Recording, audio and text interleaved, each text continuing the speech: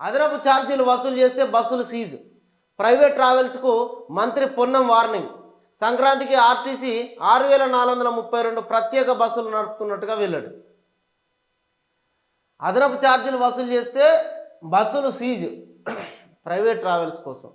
Private travels కాదు sir, ఆర్టీసీలోనే special బస్సుల పేరుతోటి ఛార్జీలు పెంచారు. పొద్దున ఒక రేటు ఉంటే సాయంత్రం ఒక రేటు ఉంటుంది.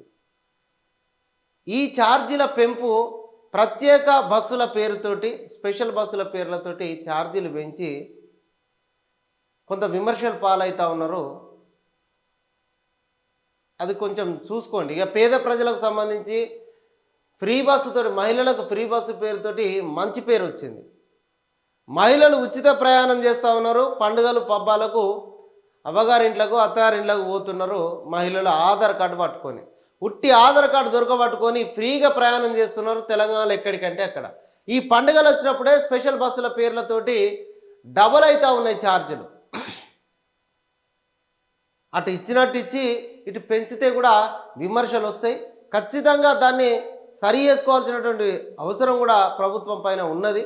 కాబట్టి ఆ ప్రైవేట్ బస్సులు అయితే ఇక వాళ్ళు 3-4 రెట్లు ఎట్లా పెంచేస్తారు, వాళ్ళను సీజ్ చేయరు. అట్లనే ఈ పల్లె వెలుగు లాంటి బస్సులే పేదలకు దిక్కు కాబట్టి వీటిలలో ఛార్జీలు పెంచకుర్రి.